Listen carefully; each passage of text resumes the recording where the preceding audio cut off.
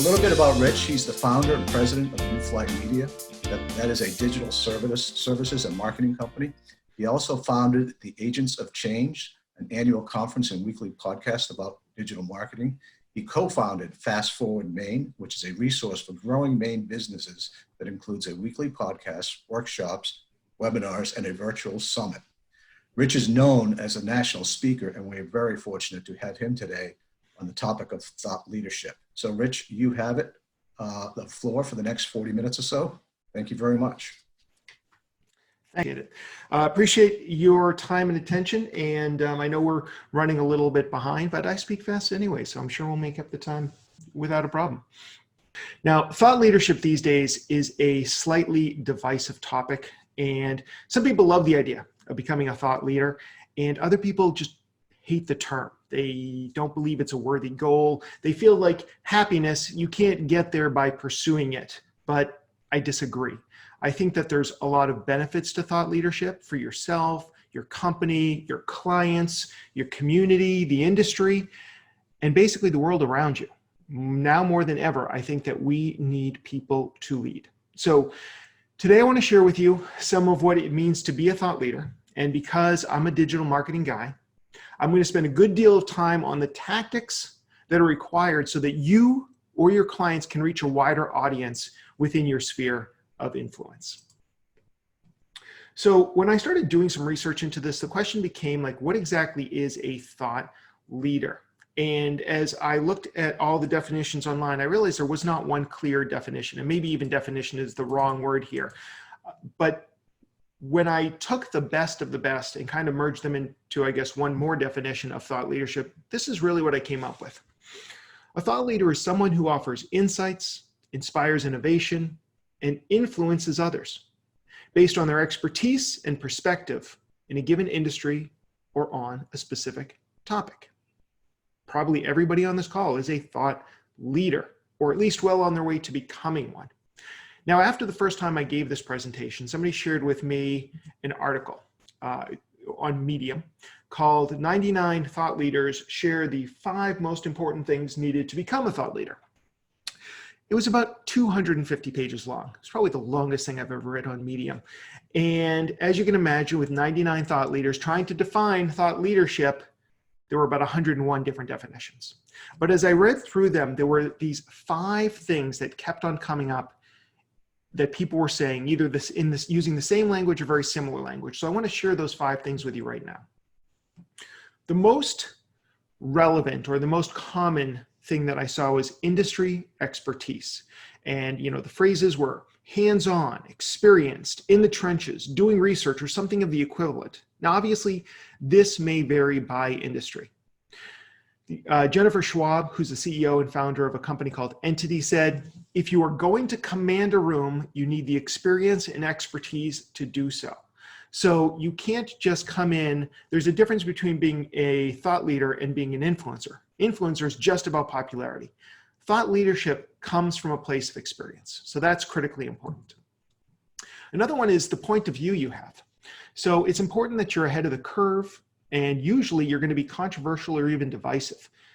So you need to be confident and unwavering in your point of view. Communication skills came up time and time again. Now, communication skills are, it's not talking skills, it's communication skills. It's 2 ways. So you need to be able to listen and network with others. Networking was a big thing. And you need to be able then to communicate these new ideas. Another critical thing is platform and audience. A lot of people talked about the fact that you cannot be a leader if nobody's following you. So you need to develop a platform, and that's where I'm going to spend a good portion of today on the tactical side of things, how to develop that platform, and engage and attract an audience. And the last one I found very surprising. Personal brand. Personal brand was important. And I think it's because there are a lot of people who are out there presenting, speaking, writing books, having podcasts, creating YouTube videos, whatever the case may be these days. A personal brand helps you stand out and kind of helps your ideas resonate a little bit more. People remember that they heard it from you, and that kind of helps the next time they see your name. So having some personal brand, and you see this a lot of times, people may come up with a a nickname for themselves, king, queen, guru, Sherpa, whatever it may be, around their topic. I'm not saying you have to do that. You could just be known as your own name, but having some sort of personal brand, the way that you write your name, the way that you present yourself, that all of that can help resonate your ideas and help them go further. So Tom gave me a really nice introduction. I'm not going to spend a lot of time on this. My name's Rich Brooks. I'm the president of Flyte New Media. We're a digital agency here in Portland, which means we design and build websites, and then we back them up with search engine optimization, social media, content marketing, email marketing, webinars, and just about anything people need online to reach a wider targeted audience. I started the Agents of Change annual conference, not this year, and weekly podcast. It's all about how to reach your ideal customers through search, social, and mobile marketing. I'm the tech guru on 207. I was just on the other night. I do hard-hitting news stories like how to keep your phone charged and how to take better pictures with your smartphone. I wrote a book called The Lead Machine, which you can find on Amazon and like one bookstore here in Portland. And it's basically about how to generate more leads online. And then I co-founded with Yuri Nabokov Fast Forward Maine, weekly podcast. And it started off as in-person events. It's moved to webinars that are all about helping growing Maine businesses. So let's get back to thought leadership. Why do I feel that this is important and worth your time to think about? Well, first of all, it's a competitive advantage. We all have different ways of generating business for our companies. Thought leadership is one of those things. When you or somebody from your organization is able to command an audience with a platform all your own, that is a great way of just getting your name out there and presenting yourself and getting business from it. It's a great way of attracting new employees. People want to work with thought leaders. They want to be part of that inner circle. It certainly helps with your online visibility, and that's going to be a big part of today's conversation.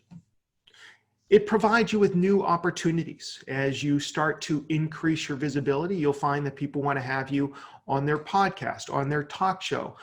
They want you to write a book, so there's a lot of opportunities that happen. You might find yourself getting job offers.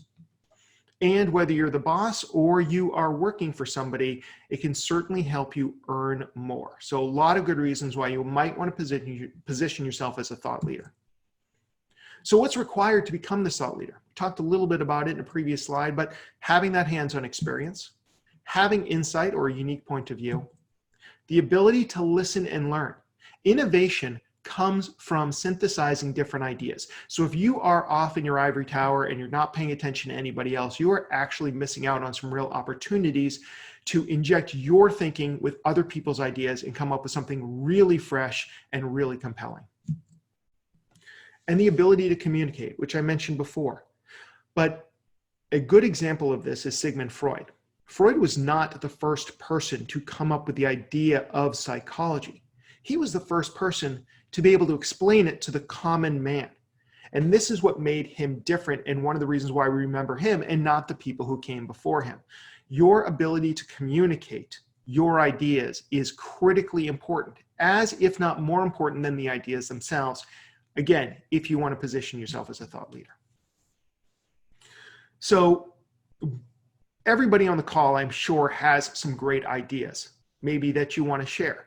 So how do we turn your ideas into content? And content is a term that I use quite a bit because content is really the coin of the realm when it comes to online marketing and communications.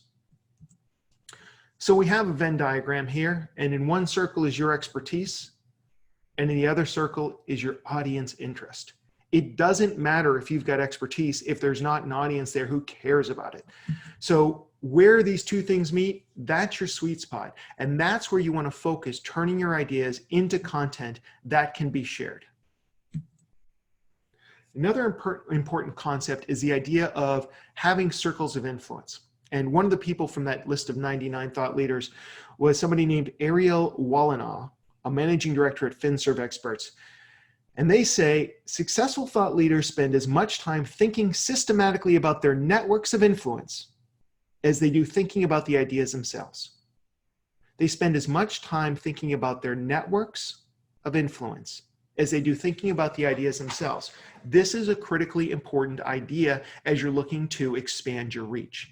So we start with the circles of influence, and right there in the middle is you. All right, you. And outside of is family and friends who hopefully will support you no matter what you do. But outside of that gimme group, next is your acolytes. And these are the people who are just so adamant about everything you say, and they seek you out, and they subscribe to everything you do, and they share. They cannot wait until you publish a new piece of content, whether it's a video, an article, a podcast. They want to share it with everybody because they believe in what you're saying. Outside of that group are your fans. Your fans are people who definitely subscribe to your email newsletter. They probably are connected with you on LinkedIn. They follow what you're doing, but they're not necessarily always going to be sharing that content. They're just consuming it. So kind of the branch ends there. And outside of that are casual observers. They're probably not really all that engaged. They may not be subscribed to you, but maybe they see your stuff in their social feeds. And if their interests line up with what you're talking about on a given day, they'll pay attention to you. But that's about everything. And then there's just everyone else. Your goal is to get people to move further towards the center here so that you have more fans and more acolytes who are sharing that. And when you get that inner circle of acolytes, they're going to go out of their way to really push your message forward and really multiply your reach. So let's talk about how do you develop content, and how do you develop content that's thought leadership material? Because anybody can create content. There's way too much content out there right now, but what's going to help you create the content that's going to resonate, that's going to position you as a thought leader? One of the ways is research. Now, sometimes when you hear the word research, you're thinking about scientists in a lab somewhere, and that's absolutely research, but it doesn't have to be quite like that. I'm going to give you an example from something in my industry, in the social media world. There's a man by the name of Michael Stelzner, and he actually runs an organization called Social Media Examiner, one of the world's most popular and followed voices in social media, but he didn't start out that way. He basically just saw the opportunity of social media, and he decided to kind of get into it right at the beginning. And one of the things that he did was, with the help of some other at the time, I guess you could say, experts in social media. These were the first people to really start recognizing that the importance of blogs and other social media platforms. And with their help, he developed a survey that this newly titled group of social media managers could take. And if you agreed to the survey, if you took it, it was free, then you would get a copy of it when it was all done. You wouldn't have to pay for it. And he did a really nice job. He put the word out, word got around.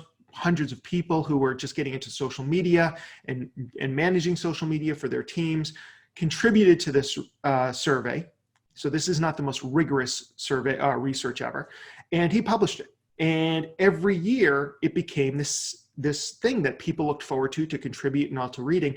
And from that, he became, because he had that unique piece of research and content, probably the deepest piece of research at the time on this, he became one of the go-to voices and one of the thought leaders when it comes to social media. And he now runs the Social Media Marketing World Conference, which is one of the world's largest conferences on social media. People from around the world descend on San Diego, and probably 4,000 to 6,000 people, depending on the year, all attend, and he gets up there in front of all of them and speaks on the latest research. So that's just one example of something that you might be able to replicate in your own world. And the other thing is, it doesn't even have to be your research. So another example is Derek Halpern, who was entering the world of online marketing, which is a very, let's say, overfilled marketplace. And so he looked around for a different way, a different approach. And one of the things that he really enjoys doing is reading the latest psychological research, which is deep and a little dense and not meant for the every man or every person. And he would then translate that into marketing speak that we can all understand. And he gained a following for a lot of reasons, but also because of this, his ability to take the latest psychological research and explain it to people so that they could implement it in their own lives. So it doesn't even have to be your research. It just has to be your communication skills. Some other things to keep in mind is this content should be novel or contrarian. And also consider niching down. So It may be difficult to be one of the world's thought leaders on consulting, but it may not be nearly as challenging to become one of the thought leaders on financial consulting for Maine retail operations. So niching down can help you, obviously it's going to be a smaller audience, but niching down can position you as the expert for that. And when people need a financial expert for their retail business, you're going to be that person. So once you kind of know what your content's going to be about, it comes time to really shape it. There's a lot of ways that you can take a piece of paper and turn it into different shapes using origami. The same is true with content types. So you can take your ideas and you can turn them into the written word. You can create auditory content. You can create visual content, videos, what's the word I'm looking for? Infographics and charts and other ways of displaying that information. And of course, you can do live presentations, either remotely like we're doing today or up on stage when we finally have a cure for this, or a vaccine, whatever they're calling it. So what are some of the digital marketing platforms or the digital content platforms that you can utilize for this? I'm going to go into each one of these in more depth, but blogs, podcasts, videos in general, but YouTube specifically. I think YouTube is a better channel than most if you're trying to get your words out there. Webinars like today, and also social sites. So like I said, I want to give you tactics for each one of these so you can leverage these yourself. Blogs are a natural platform for thought leaders. Blogs are easy to create, they're easy to disseminate, and they're easy to consume, which makes them just fantastic. They're also for more than just words. It's a full-on robust publishing platform. As mentioned before, I have 2 podcasts. They each have a blog. And by that, I just mean that we're using the blogging platform of WordPress, where every single interview I do or every single episode has a blog post that has a transcript of the interview, as well as the audio for that as well, all embedded into the blog post. So it's really a publishing platform more than just strictly a place to put articles. Then you've got the comments section, which admittedly comments are not as popular in blogs as they were 5 or 10 years ago, but it is a place where you can grow and nurture an audience. And unlike YouTube or social networking sites, you own this space. So you can quickly get rid of trolls and keep the conversation lively. So some of the benefits of blogs include search engine optimization, or SEO. Blogs are easily accessible by the search engines, and that can put you in front of people who are actively searching for your content. Maybe they don't know you by name, but they're searching for this type of content. Maybe it's about exit strategies in business. Maybe it's about marketing help. Whatever the case is, if you're creating that content and you're posting it to blogs, it helps you reach that wider audience. It also has social benefits. If you're using platforms like LinkedIn or Facebook, those are great opportunities to share the blog content by linking out to it. And it has reach benefits. Everybody knows how to Google. So everybody can Google to get information they need, and everybody can find your blog post without any sort of special equipment or tools outside of the browser that they're using every single day.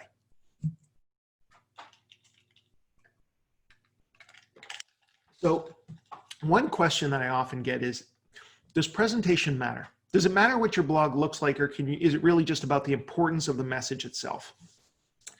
There's a PR expert by the name of Michael Levine who has put forth the Tiffany box theory, which simply states that anything delivered in a Tiffany box has a higher perceived value than something in a plain paper box or no box whatsoever.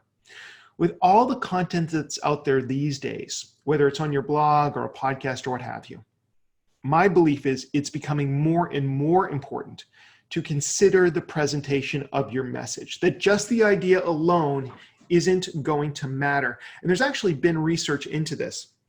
There was some research done several years ago into health sites, and they put the same content up on 2 different health sites, and they shared this not just with lay people, but with medical students at the time, and they asked them to rate the believability or the credibility of the articles in these. And invariably, in both the lay people and in the health students, the medical students, they rated the same content higher if it appeared on a well-designed website.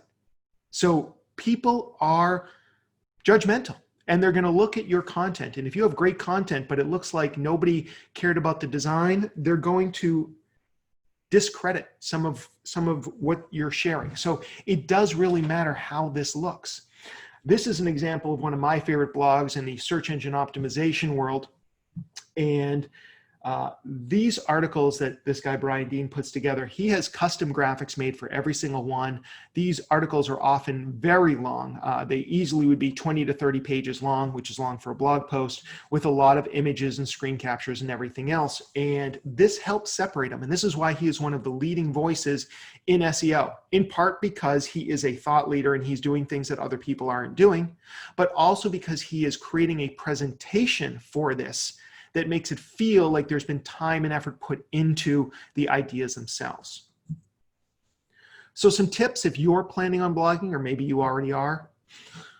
One is to do some keyword research. And you may be thinking, listen, all I want to do is get my words out there. I want to get my ideas out there. But doing some keyword research, which takes more time than we have time for today, but we certainly have a lot of content about that on our website. You can use simple tools like, there's actually a tool out there that's easily accessible at ubersuggest.com, where you can drop some of your keywords in there, the words that you think that you're going to be writing about, planning on writing about, and it will give you some sense of, are people actually searching for these words, and maybe how much competition you would have at Google if you wanted to write an article on this topic. So doing some keyword research up front is really just like doing market research and understanding what your audience cares about and what they're looking for on Google. When your blog post is completed, it's important to email your list. And I'm going to keep on coming back to email because it is one of the most valuable communication tools out there. So emailing your list to get that word out there, and then promoting it on social media with tags. This is definitely one of those, if you build it, they will not come if they don't know about it. So you need to be developing your social media platforms and then tagging, using hashtags to get awareness around it. And then if this is a really important post, maybe get friends and associates to share it. Reach out to them via private channels and just say, hey, listen, I just posted this article. I'd really love if you would share it with your audience. Now, this isn't something you should do for every single article or really nag and annoy your friends, but this is, for those bigger articles, really important. Another platform that I find to be a significant tool for thought leaders is podcasts. I have 2 of them. I think podcasts are just a great way of getting people to pay attention. And this is because people are really paying attention when they do tune into your podcast. And there's a lot of ways you can use it. In fact, I just did a podcast webinar, which should be going up on the takeflyte.com website later today or maybe on Monday. So if you're interested in learning how to set up a business podcast, you can go to the website and check that out. Patrick Verino, who's a friend and a client of mine, has been doing podcasts for years, and I love the way that he does it. When he's trying to get in front of somebody, he will actually often send a link to his latest podcast to say, listen, if you don't have time to get on the phone, here's some information that I think you might be interested in. In other words, a way of introducing them to your podcasts. Now, the thing with podcasts is the audience is smaller. Fewer people listen to podcasts than read blog posts, but it's a very passionate audience. Another downside is interactivity is low. You're basically recording these podcasts and putting them out there, and you can't really interact with the people once it's been done. However, it is very intimate. This is because people often listen in their car or they listen on the treadmill. So they're listening and they're able to focus on your words, even if because they're doing something else. There's no other distractions. They're doing something that's kind of mindless, and they're listening to you, and you're literally inside their head. Podcasts can be consumed passively, so sometimes this is the only way they can get new information. And platforms and listeners are on the rise. There's a lot of different platforms out there. Probably the biggest is Apple Podcasts, and this is a screen grab of some marketing and business podcasts. And oh, look at that. My podcast is there. If you like digital marketing, please feel free to check out the Agents of Change podcast. Another big player is Spotify, and Spotify is definitely the fastest growing podcast directory out there. Most podcasts appear in both places, but you can go to Spotify and find your favorite podcast or your next favorite podcast. Stitcher Radio is a popular one that's actually being installed in cars coming off the line. So sometimes podcasts are already built into automobiles. And Google has finally joined the podcasting world, and you can download podcasts natively through Google Play, which I don't know why it took them so long. Some tips if you do want to get into podcasting. Podcasting is really all about your subscriber base, getting people to subscribe to the podcast. That's one of the powerful things about podcasts is if you can get people to subscribe, the latest episodes will automatically be delivered to their smartphone, tablet, car, laptop, whatever device they like to use. Because people are listening usually on a device while they're doing something else, it can sometimes be difficult to get them to click on a link. So include verbal calls to action at the end of the episode. Let people know what you want them to do. Maybe it's to download something, maybe it's to subscribe to something, but give them something to do at the end of each episode. And most importantly, have that online platform. Like I said, your podcast is going to have difficulty gaining traction if there's also not a website behind it where people can listen to past episodes and they can read the transcripts or check out the show notes, all those sorts of things. Video is another powerful platform, and YouTube is probably the most important if this is about thought leadership. There are a lot of other platforms out there, including Vimeo and Wistia and other platforms, but YouTube has the biggest audience. They've got the biggest, they're the second biggest search engine as well. So if you're creating content that people are searching for, it's a great way of getting in front of them. This is great for presentations. It's great for how-tos. If your thought leadership is about how to do something, that's great content for YouTube as well. In fact, really anything demonstrable. And I know sometimes when people hear the word thought leadership, they're thinking about scientific things or you know, like just kind of talking. But thought leadership can actually be really anything. You can be a thought leadership in gardening or woodworking. And so those might be things that you would create videos around to show people how to do it, to share your ideas on the importance of composting or whatever it might be. If you are going to use YouTube, I just want to give you a couple of tips on how to get found on YouTube. When you're uploading, it's important to upload properly. Before you even start, you want to rename your video. So let's say that you're doing something on private schools. You're the private school thought leader. So before you upload your video, you might want to call it privateschools.mov rather than the generic name that your computer automatically assigns it. So give the file name some of the words that you're going to be talking about.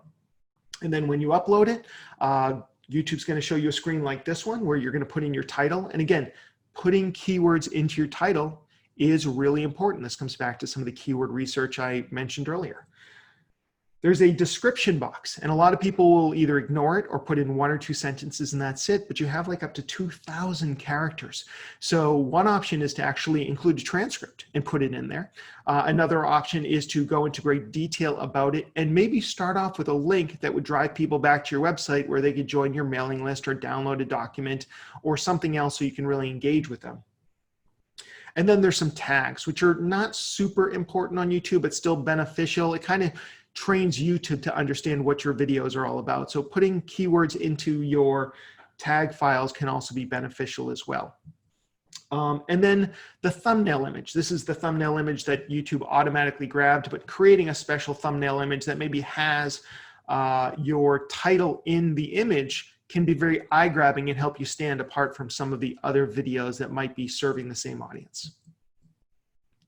So some tips around YouTube. If you are looking to create content, one of the best things you can do is just go to YouTube and start typing out a search at the top using that search suggest. So if you want to be a thought leader in business exit strategies, you might start typing out business exit and see what YouTube pre-fills in as suggestions. And that's going to give you ideas on the kind of content that people are searching for on YouTube. So you know these are the kind of videos that are going to resonate with an audience there.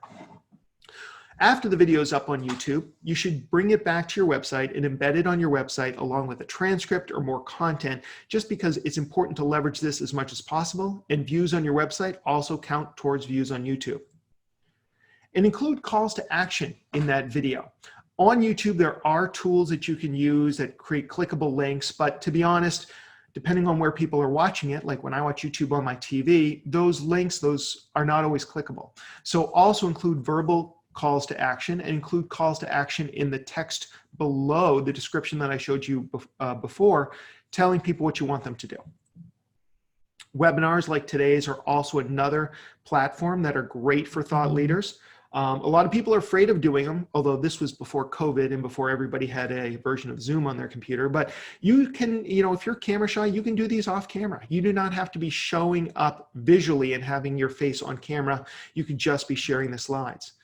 If you're afraid of stumbling over your words, you can do these on demand. You can record them beforehand and just put them up to your website somewhere.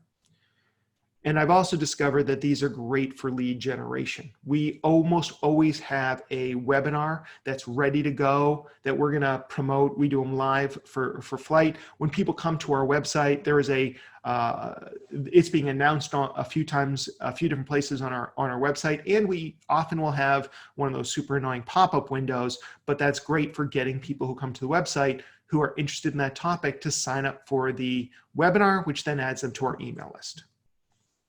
Just some quick tips around webinars. Attention span is really short. Actually, before we get to that, promote it everywhere. So you want to make sure that you are putting it up on Facebook events, that you're putting it up on your website, that you're sending it out to your email list. You definitely want to get as many people to show up live as possible if you are doing it live. Keep it moving. People don't have a lot of attention, and the problem is, I'm sure this isn't happening today, but often people will also be checking their emails during a webinar. So the more you stay on one screen and don't have things moving on your screen, the more likely it is that people will be like, I can probably check my email. So keep it moving. Try and build in points of engagement, which I did not do today. Apologize for that. But things like surveys, stopping for questions, and so on will build engagement with the audience and will let them know they can't go check their email because they're going to be called upon. I want to talk a little bit about some of the more popular social platforms out there and how to use them for thought leadership. Now, a lot of people might be saying, well, Facebook is just a place to complain about masks or people who don't wear masks. Like, how is that a platform for building thought leadership? And I understand what you're saying, but again, it depends on what you're trying to be a thought leader in, on whether or not Facebook would be a good platform for you. Facebook can be a great platform if you have thought leadership in gardening, and I know I keep coming back to gardening, but it's become one of my two COVID hobbies, or healthy eating, or a lot of different topics, especially maybe in the consumer world, but also in business too. If you are going to use Facebook as a platform to build your platform and your thought leadership, you need to be present on the platform. You can't just post something and then disappear and not acknowledge anybody who may comment on your posts. It's a good idea to join groups. Groups on Facebook are very popular and they're very active, and you can basically just find a group that's talking about the kind of things that are important to you. I joined the Maine Small Business Owners group because I thought that that would be a place where Maine small business owners would get together and share ideas, and sometimes it is. And ultimately, you might consider creating your own group. Maybe if you feel that you have enough people who would be interested, and if you're the kind of person who likes hosting a conversation, creating a group around your area of expertise is a great way of positioning yourself as a thought leader. And you may want to consider a page. This is especially true if you're not a big fan of Facebook, you don't like the engagements on Facebook, and you don't want to be there all that much. Try creating a page. My dad's a psychologist. He is actually a thought leader on the topics of resilience. And he joined Facebook grudgingly. And when he is using Facebook as a person, he's really just using it to connect with friends and family. He's not on there all the time having conversations. He rejects probably, or just doesn't acknowledge most of the friend requests he gets. It's really for him just about close friends and family. But he's got a business page. So the business page allows him to share some of his ideas around resilience in schools and business and in life, and some of the research that he's doing and the books that he's publishing. So if people want to connect with him, he can just direct them to his page rather than his profile. Now, LinkedIn is my personal jam these days. I love LinkedIn. I'm a B2B professional, so LinkedIn is definitely for me. If you're in B2B, if you're helping businesses, it's absolutely right for you as well too. It's got 300 million active users, so we're not at the size of Facebook, but that's still a pretty healthy audience. And what's nice compared to Facebook is it's a low time commitment. If you spend 5 minutes a day on LinkedIn, you're probably going to be in the top 5% of users there. So it doesn't take a lot of time to build a platform on LinkedIn. Part of the benefit of LinkedIn is making those critical connections, and it all starts with your profile. So one thing that I'd recommend that you do is create, or have created for you, a custom header. So I want to position myself as a digital marketing and social media expert. You can see that right there in my header image, speaker, author, consultant, and then my 3 main brands there as well. And obviously there's a photo of me presenting, speaking at Agents of Change actually. And so this is a way that when people come to my page, 2 things happen. They immediately see what I'm all about, and they also see that I'm taking LinkedIn serious as a platform. You've got your headshot here, which is now round on LinkedIn, used to be square. Use a professional headshot. Don't use a company logo. Don't use your dog. Don't even use the Patriots. Just use your own photo. And not one from a company party where somebody had their arm around you, so there's an arm like a shawl around your neck. Like, get a professional headshot done. Then there's the headline area where you have 120 characters. A lot of people just put in things like president or owner or consultant, but I recommend that you might want to consider that LinkedIn has a very simplistic search results. And so putting in some of the keywords that you want to be known for is a great way of getting found in different searches. When I want to find somebody who might be an expert in branding or reputation management online, I often will go to LinkedIn and I will just do a search on that phrase to find these people. You want to be found not for president, not for owner, not for consultant, unless it's something like, I consult with small businesses that are looking to grow and go public, or whatever it may be. Be very specific about your headline. And then the last thing that I want to draw your attention to here is the about section, where you have 2,000 words, 2,000 characters, lots of space to keep your, to tell your story. And I strongly recommend using 1 or 2 sentences that will really grab people. The 2 to 3 first lines will show up. And you can see here, at a company party, my boss hired a psychic who told me I needed to trust my gut more. I can't tell you the number of people who have reached out to me on LinkedIn and asked me about it. It's engaging, it's unique, it's absolutely true. This is a slightly older screenshot I'm realizing now. So the newer version, I actually have some emojis in there as well, which are also eye-catching. You can't put any HTML, any links, any bold, italics, whatever into this about section, but by using some emojis like the checkbox, I can recreate some space and really make it more engaging for somebody who's reading it. Some tips around LinkedIn, obviously, like I just briefly showed you, you want to optimize your profile because you want to be your best self out there. You want to post articles, not just updates. I'm realizing now this is an older slide. To be honest, these days, LinkedIn is giving more engagement to longer posts rather than articles. So it's probably better for you to create a 2,000-word post that goes directly into feed rather than writing an article. There's no harm in writing articles and posting them to LinkedIn, but that's not as effective as it was a couple of years ago. And I realize I pulled in an older slide here. And the other thing is, when you are sharing content, consider tagging people in important posts. This will send them an alert that Rich Brooks tagged Judy in a post, and Judy's going to get an email depending on how she set up her LinkedIn, and that's going to drive her back to the page. Don't abuse this privilege, but it is a powerful tool for drawing attention to what you're sharing on LinkedIn. Twitter used to be my favorite platform. Great place to have conversations and share ideas. Now it's helpful only if you're the president of the United States or if your last name is Kardashian. What I will say about Twitter is adding it to your arsenal will not hurt. There's definitely people who still are using Twitter to gate news. I mean, it's still a popular platform. I just don't find it as effective as a communication tool as it used to be. It's really gone more towards celebrities and well-known people to get engagement. I never get the level of engagement on Twitter that I would get on the same post on Facebook or even LinkedIn. If you are going to use Twitter, you might want to look for hashtags that are in your industry, and chats in your industry as a way of connecting with some other people.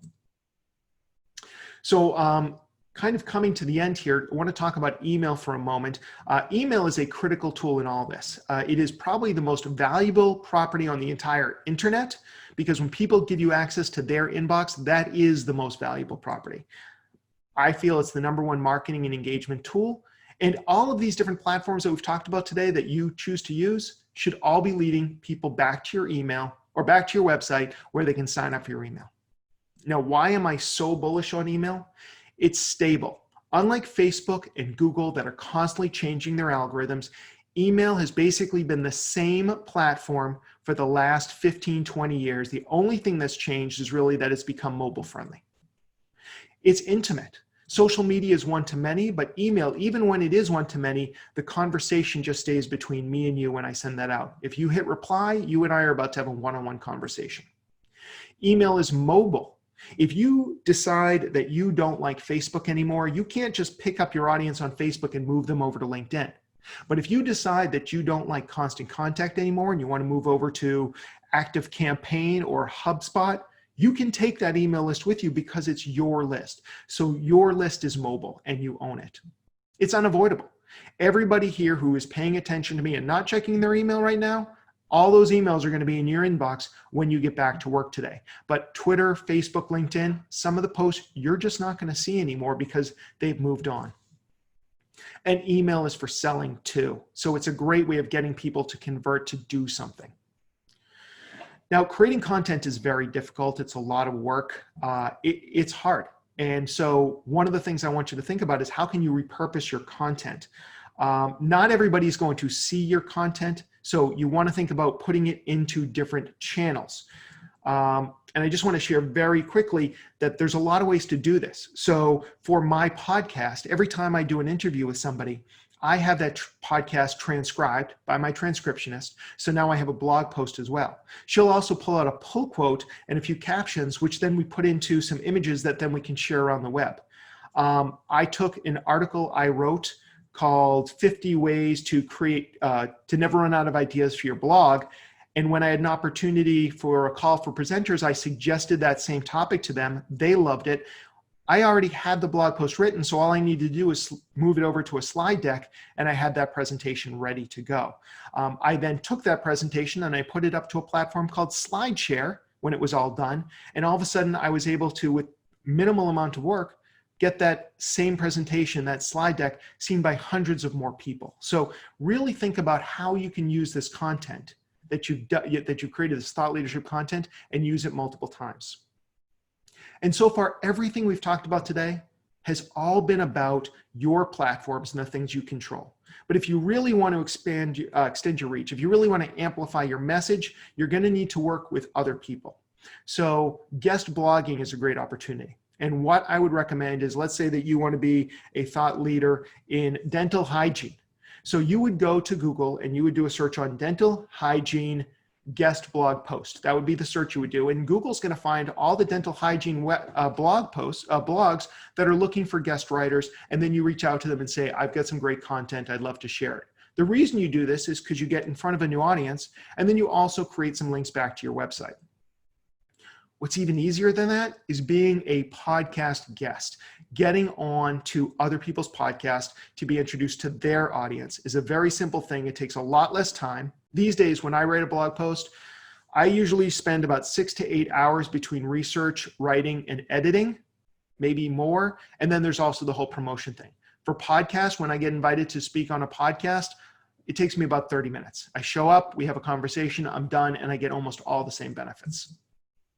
And then there are platforms like Medium, which allow you to publish and get in front of a bigger marketplace as well. So really look to platforms that are going to extend your reach.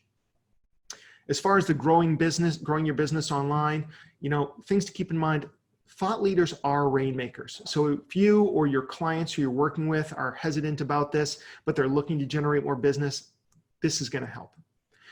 Improves your search visibility, which has its own benefits. It increases your social content and engagement. So all of this thought leadership and turning it into content online has a lot of benefits. If you're wondering how do you measure results, there's certainly a number of different ways you can do this. One might be taking a look at your Google Analytics and seeing if you increase your traffic and even conversions at your website when you start getting active in this thought leadership online. You can also take a look at how many mentions you have. There's things like Google Alerts and mentions.net, which are tracking tools to see when people are talking about you, that you can set up these listening devices. There are paid ones, but there are some free ones as well. And then there are vanity metrics. How many people are liking, commenting, and sharing your content on these social platforms? You can even get a little bit more granular if you're a marketing nerd like me and use something called UTM codes, where if you are creating links to your content or links back to your website from your content, you can use something like this. This is a free tool from Google, and you just put in the website you want to go to, and you can put in the source of the content and the medium of the content. In this case, it's email. Maybe even give this a name, and you get this. So let me see. So you got the campaign source, campaign medium, campaign name, and you get this really long, slightly ugly looking URL. But when you use that link, you can then see in your Google Analytics how people found you. And this will give you a sense of which platforms are actually working for you and which ones you should be concentrating on. So before we turn this over to Q&A, just a few last minute takeaways. Everybody on this call is an expert. Everyone in this call is either a thought leadership or is well on their way to do it. To become and leverage these tools in today's digital society, especially while we're all under working from home orders, you can turn this expertise into content, and that content can be shared easily. Figure out what the right platforms are for you. What do you enjoy doing, writing, speaking, showing, and how does your audience like to get that content? And if you're working with a team, they may be able to easily repurpose that content for other channels. And then continually build your audience and move people into the center of your circles of influence. And that's what I have for today. So I'm definitely open to any questions. And Tom, I guess I'll just, I'm just seeing my own screen right now, so I don't know if there are any questions, but I'll turn it over to you and happy to answer any questions that might come up. Thanks, Rich. I really enjoyed the presentation. So we had a comment from Doug Packard, who apparently knew he wasn't going to be called on because he was checking his email, and he said, "You certainly practice what you preach." As you were presenting, I received an email from you entitled, "How well do you know Facebook?" So just pass that along. But I'm curious about one thing, Rich, that you talked about in the number of digital platforms should you be on if you're really trying to increase your digital presence. It should be 1, 2, 3, all that you mentioned. You touched on it briefly at the end, but you didn't really come up with a specific recommendation. I don't know that there's a one right number, but I am a believer that it's better to go deep than go wide. It's definitely easier to and quicker to fill a test tube than a bathtub. So I recommend that you start with, so I divvy up social media platforms into platforms and networks. So platforms are places that basically are virtual stages or virtual soapboxes, blogs, podcasts, YouTube, webinars. Those are some of the big ones. Social networks are places like Facebook, Twitter, LinkedIn, possibly Pinterest, Instagram. I might recommend, if you're just getting started, to choose one of each. One platform where you can really house your intellectual property, and another network where you can build connections with the people that are likely to become fans and acolytes of your content. Over time, you can certainly expand, and as you get more popular and maybe start generating more revenue, you can hire people to help you repurpose that content for other platforms. But if you're just starting on your journey today, and if you were in the B2B world, I'd probably say choose blogs, podcast, or YouTube, and then maybe LinkedIn, because it's, in my mind, the best B2B social platform out there.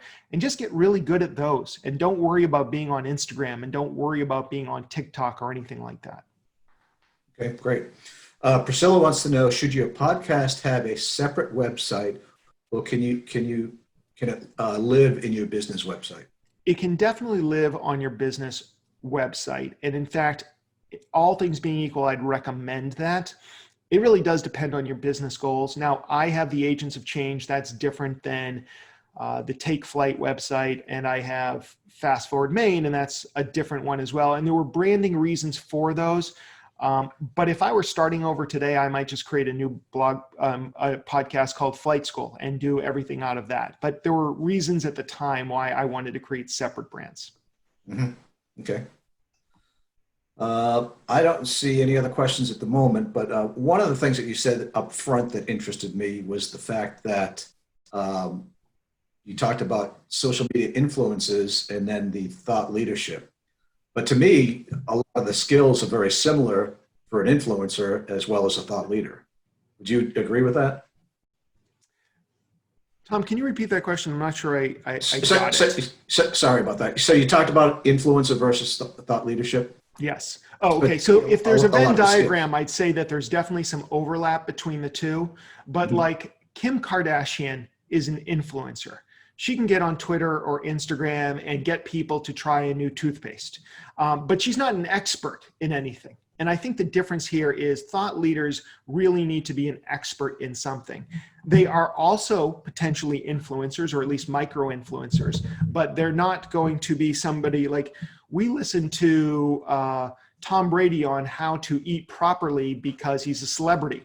You know, that may be a bad example because he's actually really healthy, but we listen to influencers because they're popular, and we listen to thought leaders because they're knowledgeable.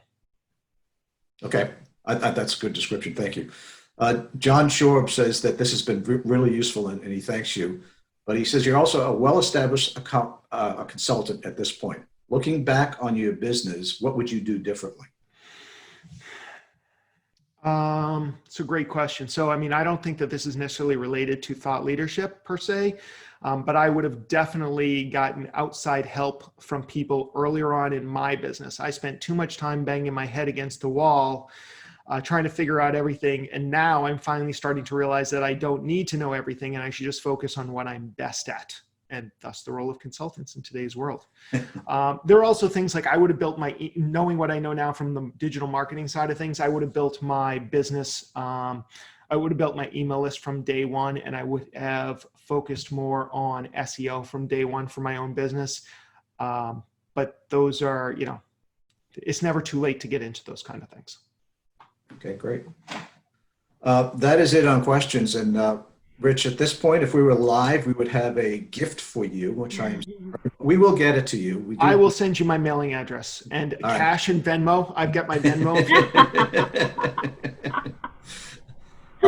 And we will definitely get that to you. But really, thank you very much for your time, and more importantly, your flexibility in trying to get through all of this and finally getting you in front of this. We very much appreciate it. Well, I appreciate everybody's attention and the questions. And if people have other questions for me down the road, you saw my information. I'm sure you can get it. I'm on the internet, pretty easy to find. I am the Rich Brooks on every single platform. So if you do have questions, or if you've got clients who may need some help, you know, I'd love to talk to you about that. Excellent. Thank you. Thanks, Rich.